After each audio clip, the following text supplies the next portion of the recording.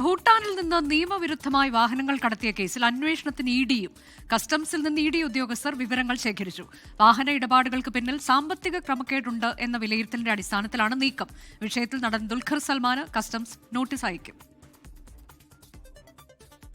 Car വിൽപ്പനയിലൂടെ കോടികൾ മറിഞ്ഞു എന്ന നിഗമനത്തിലാണ് കേസിൽ എൻഫോഴ്സ്മെന്റ് ഡയറക്ടറേറ്റിന്റെ ഇടപെടൽ. ഫെമ PMLA നിയമങ്ങൾ പ്രകാരമുള്ള കുറ്റങ്ങൾ വാഹനക്കടത്തിൽ നിലനിൽക്കുമോ എന്നാണ് പരിശോധിക്കുന്നത്.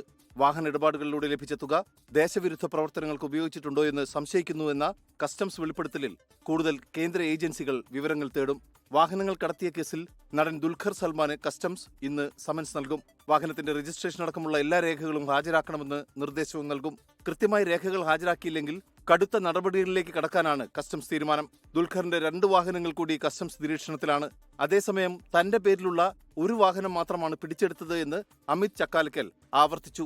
5 വണ്ടി ഗരാജിൽ കിടന്ന വണ്ടികൾ അങ്ങോട്ട് പോയിട്ടുണ്ട്. എന്റെ ഉൾപ്പെടെ 7 വണ്ടി. എന്റെ ഒറ്റ വണ്ടിയുള്ളൂ.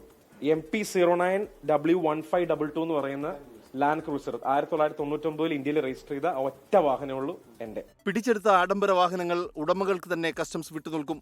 സേഫ് കസ്റ്റഡിയിൽ സൂക്ഷിക്കാൻ നോട്ടീസ് നൽകാനാണ് കസ്റ്റംസിന്റെ തീരുമാനം. നിയമ നടപടികൾ അവസാനിക്കും വരെ ഇവ ഉപയോഗിക്കാൻ അനുവദിക്കില്ല. കുറ്റം തെളിഞ്ഞാൽ വാഹനങ്ങൾ കണ്ടുകെട്ടും. അന്വേഷണത്തെക്കുറിച്ച് കൂടുതൽ വിവരങ്ങൾ ചോദിച്ചെങ്കിലും കസ്റ്റംസ് കമ്മീഷണർ പ്രതികരിച്ചില്ല. 24 കൊച്ചി. ലോകത്തെവിടെയായാലും ഏത് സമയത്തും 24 വാർത്തകളും ഓഗ്മെന്റഡ് റിയാലിറ്റി പാക്കേജുകളും എക്സ്പ്ലെയിനറുകളും വിശദമായി കാണാൻ ഞങ്ങളുടെ യൂട്യൂബ് ചാനൽ നിങ്ങൾക്ക് സബ്സ്ക്രൈബ് ചെയ്യാം.